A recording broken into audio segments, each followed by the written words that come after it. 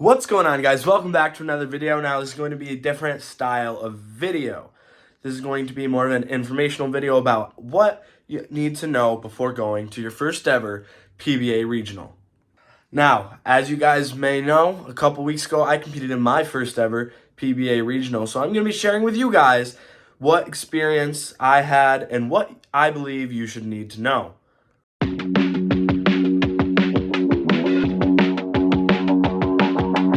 Alright guys, so first things first, what are you going to wear to your first PBA regional? Now for the shirt, you have two options. First is the recommended option of just wearing a plain old collared shirt with your last name on the back. Quick, easy, simple, you're not going to get in any trouble. Now, if you want to wear a dyed jersey, such as the ones from Bullify.com, use code ROAD. You have to make sure it's PBA legal. So you just can't have any logos all over the place. They have to be in certain spots. So basically you can have 1, 2, 3, 4, and then obviously your one on the front, your couple on the sleeve, but they have to be certain ones. Some are not allowed on there. And then I don't know if it's in effect yet, but they are going to make it, whether you're a member or not, have to have the PBA logo dyed into your jersey in order to wear it, and that there's proof that it is PBA legal. Along with this, you still have to have your last name on the back, and you can't have any non-logos that are not allowed by the PBA. Now, pants-wise, it's also very, very simple.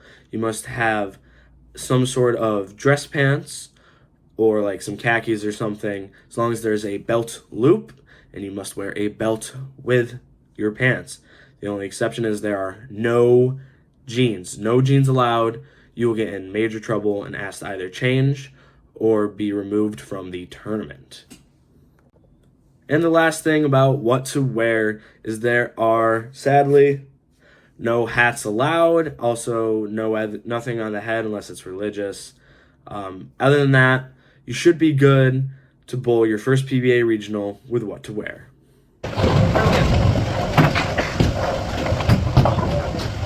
The second thing I'm going to go over quick is going to be the equipment you can use. Now, again, it's really not that complicated. A lot of people will overcomplicate these kinds of things. First off, urethanes. Everyone knows there's been recent outlaws and bannings of balls such as the purple hammer or the pitch black for them being too soft.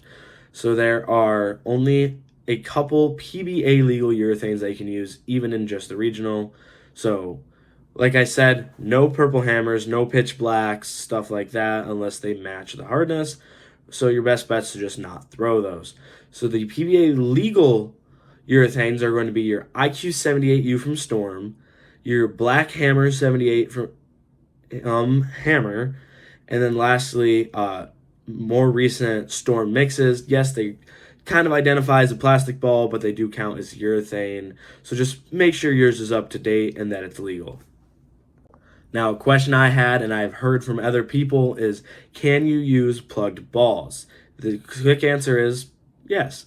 In a PBA regional, you can use a plugged ball as long as it was done professionally and it does not like go in your track per se, and you're not like rolling over it in the release and you can clearly hear it. So just make sure it's professionally done and you should be all good. Now, similar to the plugged balls is damage. Yes, you can get away with some little chunks and stuff taken out of your ball because that's natural. However, it gets to a point where like you can see it rolling over it, or it's just there's something wrong with it and they're not going to allow you to use that, as it could be giving you an unfair advantage or just damaging the lane, or your ball might get more damage, and we really don't want that to happen. So just, if you have a lot of little nicks in your ball and stuff, make sure to take that to your pro shop, see what they can get out. A lot of them are removable. If not, just probably don't throw that ball, or just ask someone, like if you're at a East PBA regional, Russ or someone that knows the rules, someone with experience, and they can let you know whether or not that ball is going to be allowed. So that third thing I'm going to get into quick, as I previously said, is your score sheet. The score sheet is pretty simple. Again, it's just another thing that a lot of people are going to overthink. So anytime you throw a ball, even if it's just for one shot, you must write that ball down. So let's say I threw my ice spare ball. I'm just going to write ice down, and then there's going to be 3 columns finger grip, thumb grip. If the ball has any sort of grip, so like a rubber grip or a thumb slug, you must cross that off. If there's no thumb, obviously you don't cross that off if you're two-handed. Or if maybe you don't put a thumb slug, you just drill a hole and that's all, you don't have to mark that off. So just make sure you mark that off for every single ball, because there are, like, per se, two-handers that throw their one-handed spare ball like Darren Tang. Other than that, that's how the balls work. Just make sure you write everyone down. For your serial number, if it's one of the PBA legal urethanes, you must write the full serial number. If it's any other ball, it's just going to be the last four of the serial number. It's normally just four numbers, sometimes some letters, depending on the company. Just make sure you write that down. Now, if you do run out of lines for your different bowling balls, I know I did, all you got to do is write them underneath or extend the list yourself. Just make sure you write every single serial number and ball used down so you don't have to worry about getting fined. On the other side of the score sheet is going to be your scores. All you got to do is write down the plus or minus of your score. It's pretty simple.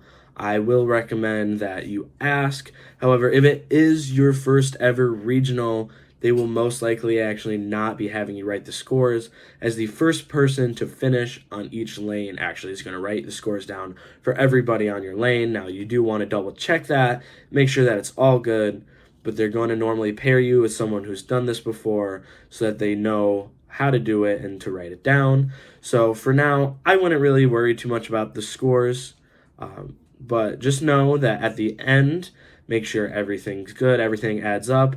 Then the person across from you, so let's say you have A, B, C, D, and you're C, whoever D is going to have to sign your card, and you're going to sign whoever D's card is. For me, I had another rookie. He's a really chill guy. I made sure to sign his card, he signed mine, and we were all set.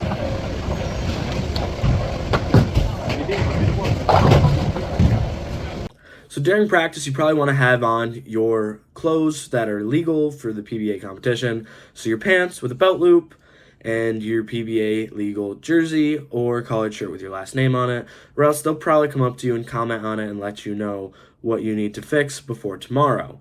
After that, they will post before practice your pairings and what lanes you're going to hit during your block. So make sure you take a look at that and make sure to hit each block if you're there.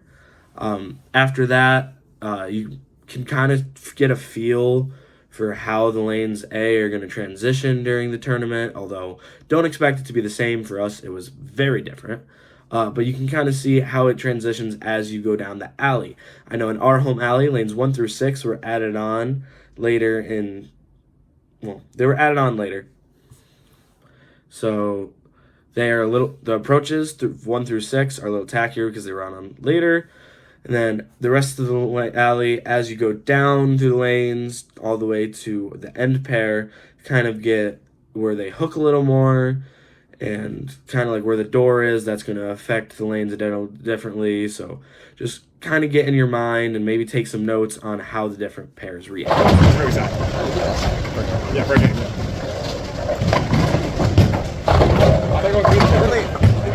Fifth thing I'm going to go over is lane courtesy.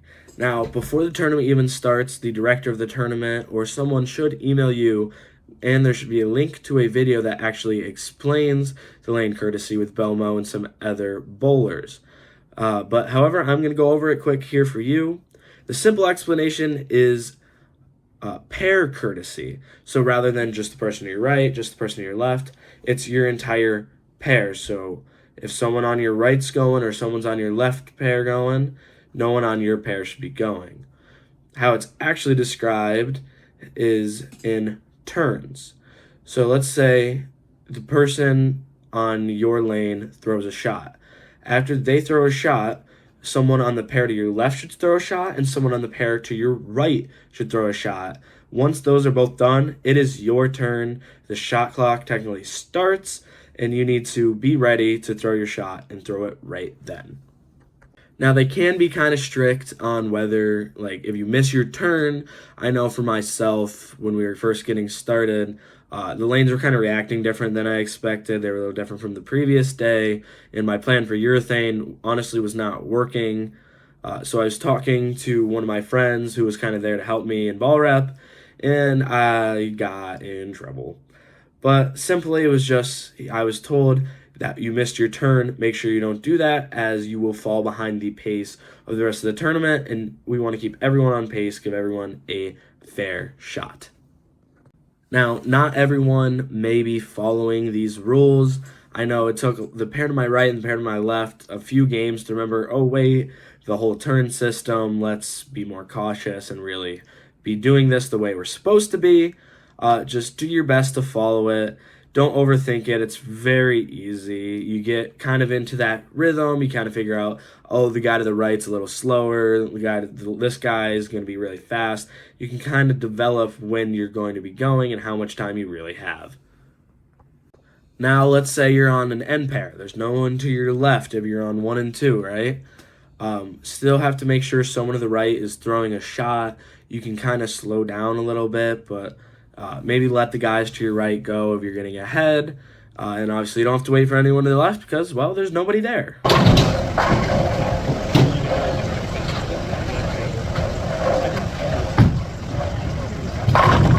So thing number 6 is fines. Do not get scared of fines. Yes, you will have to pay them if something happens, but just follow a couple quick, simple, easy things, and you'll be smooth sailing.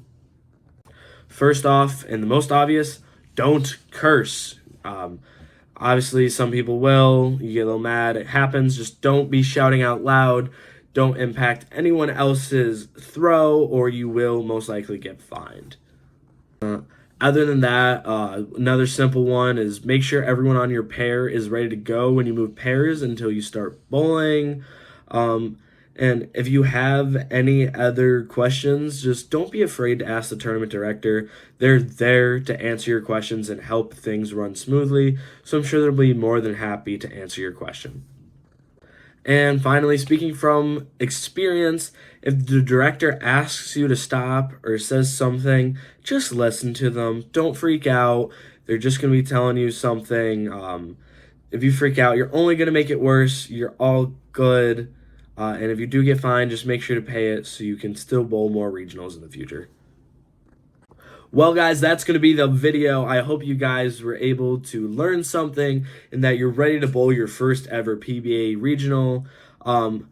Just make sure when you do bowl it, yes, you're competitive, but don't get too uptight. Have some fun with it. Enjoy the experience. It really is very fun to be like, hey, I'm competing at a professional level of this sport. It's a pretty cool thing. Other than that, make sure you guys like, subscribe, go to bullfly.com and use code ROAD. That's card ROAD. Get yourself a 10% discount and support the channel. The very next video should be my full PBA regional tournament. If you guys have any questions, make sure to drop them in the comments below, and we'll see you guys next time. Roll the outro.